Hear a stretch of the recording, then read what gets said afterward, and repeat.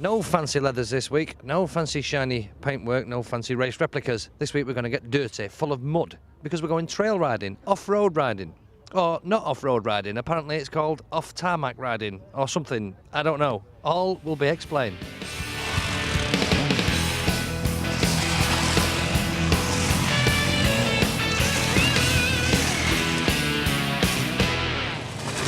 So here we are on a grand day out in the back of beyond, the middle of nowhere, with the Lancashire TRF, and this is chairman of the Lancs TRF, John Gardner. Is that the right title, chairman? Yes, Paul, that's correct. That's a grand title. How do you get to be chairman of the TRF? I turned up late for an annual general meeting on one occasion and I made me chairman, so I've been chairman ever since. Oh, is that your punishment, right? Well, tell me, what is the TRF to the people who don't know, and what do you get up to? The TRF is the Trail Riders Fellowship. It's a national organisation dedicated to the preservation of green lanes and unsurfaced, untarmacked, legal roads. So is it a massive organisation? Do you have loads and loads of members? No, there's about 2,000 members nationally, and it's organised by county or by region. For example, in Lancashire, we have some 40 or 50 members. In Ribble Valley, which is also part of Lancashire, they have another 40 members. I think the Peak District has 3 districts in it. And it covers most of England and Wales, but not Scotland, because there's different laws apply in Scotland. Oh, right. What, different laws as regards to using different parts of the countryside? Different laws applying to rights of way, yes. Right.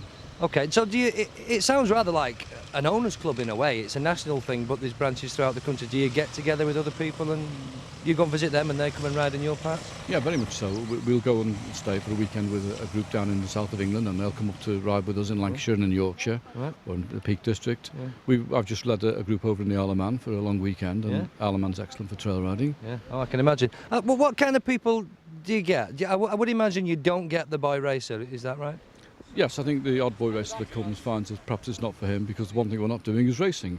We're riding responsibly and using only legal roads, which gives us opportunities to see the countryside and yet sort of preserve the roads that we've got. Right. And do you think there's one or two guys here with us today that have done a bit of motocross in the past and trials? Is that the case? Yes, I think there's a lot of retired trials riders and perhaps retired motocrossers who come out on these bikes with us at our rather slower, steadier pace. So this is the TRF Home for Retired Trials Riders. I think that's a better title, don't you? I think it could well be that, yes. Another member of the Lancs TRF is this man, Countryside Warden for Wildlife, is that right? Well, Wildlife Warden for North West Water, yeah. Now, North West Water, as I understand, own virtually all this land that we've been on today? Yeah. Right. All the trails we've rode today are on North West Water land. So we're quite good to have you on our side, aren't we? Hope so. I think we are, yeah.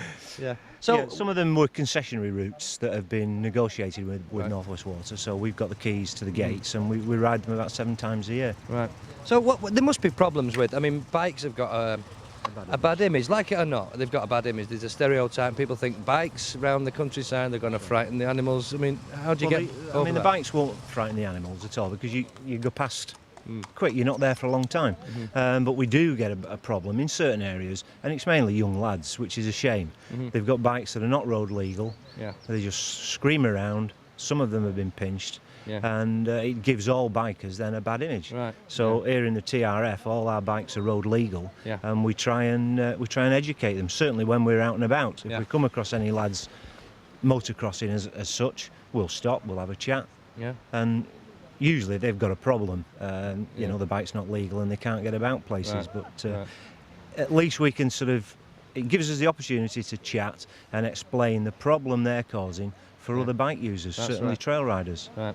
Excellent. So you think we're winning the battle in the countryside? Oh yeah, we're winning slowly but surely.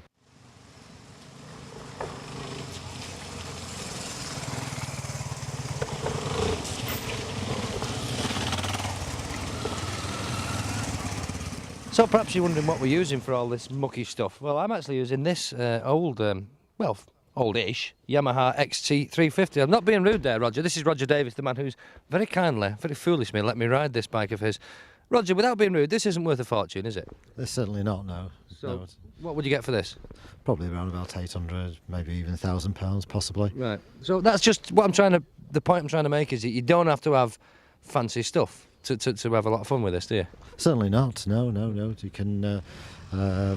can spend £500 and you can have a bike that will give you an awful lot of enjoyment, or you can go to the other extreme and spend £4,000. Yeah, so we've got everything here from this. I mean, XT350, it's, you know, solid sort of thing, but nothing fancy. XR250 over there, Honda, I mean, 4.5 grand's worth. And I noticed we've got 3 bikes today, these Yamaha Ceros, which is a grey import. Is that unusual? It's not unusual at the moment, but then the big motorcycle companies don't seem to send us the sort of bikes that we require. Oh, right. So you're we saying... have to buy things under a grey import. Oh, right. So what you're saying... What are you short of? What's the trail bike world short of? The best sort of trail bikes are things that are light, they're economical, they have a long range, because where we ride quite often garages are few and far between. They must be cheap, they must be easy to repair, Right. and they must be reasonably powerful to have a reasonable road speed. Right.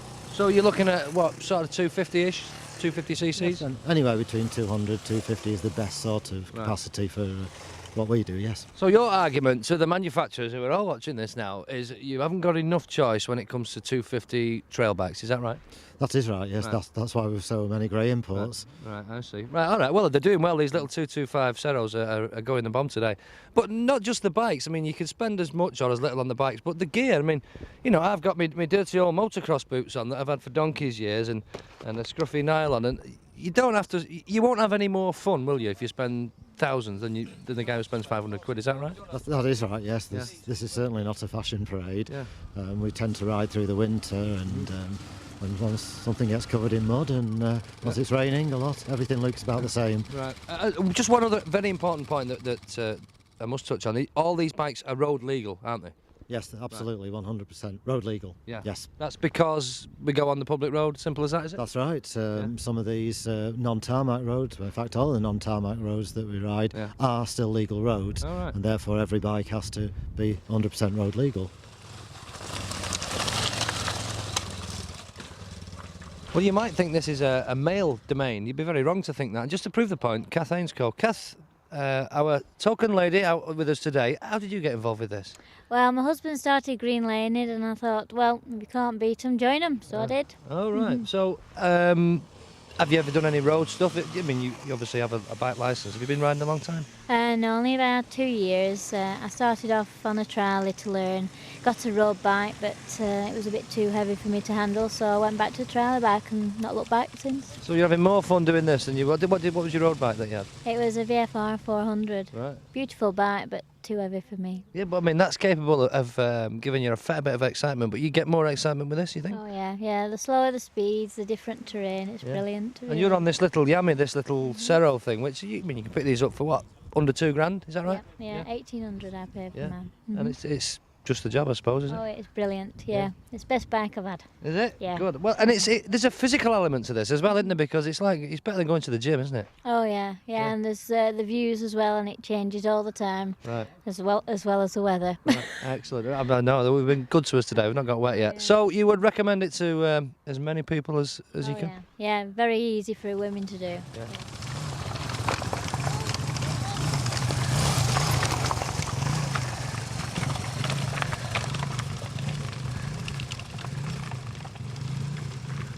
Alan Hodson, Honda man, XR 250. 250. Yes, Nice that's bike, right. smart bike. Fully kitted out, all the fancy gear. What do you get out of this, Alan? Pleasure, absolute pleasure. It's just enjoying riding motorbikes. Yeah.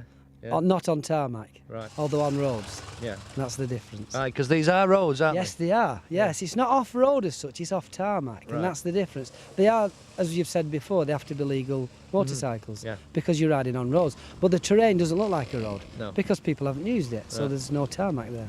And have you done anything like this before? I mean, have you done any off-road stuff, motocrossing? or Yes, anything? I've competed in motocross, but that was many, many years ago when I was, a lot younger. But what I like about trail riding is the fact that you can go at your own pace. Yes. It's not a competition, and you just enjoy yourself riding your motorcycle for between 8 and 10 hours a day. It's Right. wonderful. So you must cover a lot of mileage. I mean, we've had a bit. We've disrupted your run today, I Yes, know, you because we've stopped with cameras and had you going past us and all this. But how far would you go on a typical run?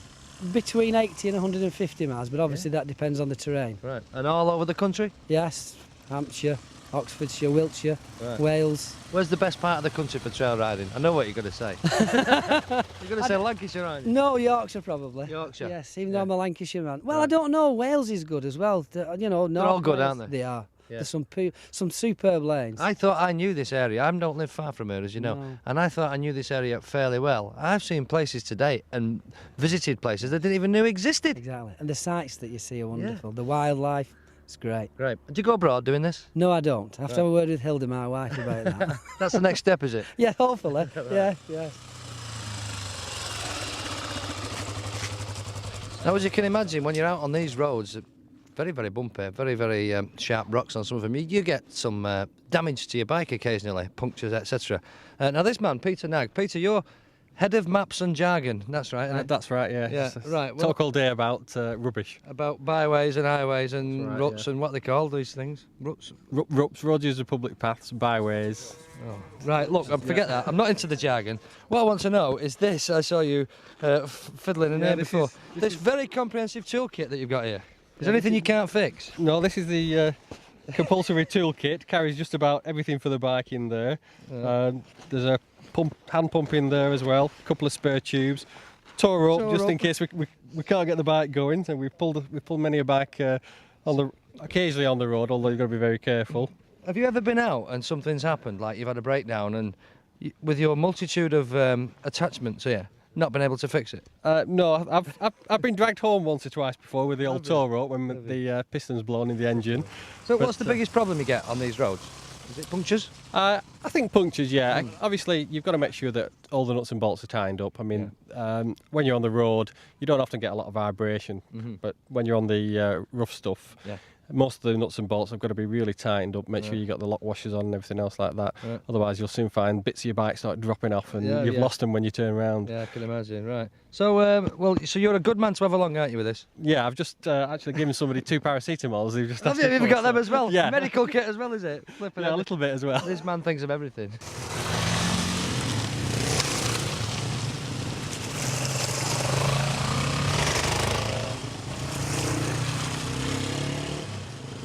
Brilliant. Fantastic. How do people get involved? Well, we have adverts in a number of national monthly magazines, and also we're on the internet, or you can find us through the BMF. Right. And is it the TRF? Is it a club? I mean, there's a membership fee. There's a national membership fee of £18 a year, Right. and many of the regions charge an extra £3 or so to be a member of that particular county's branch. Brilliant. It's an absolute bargain. Don't miss out on this. It's great fun.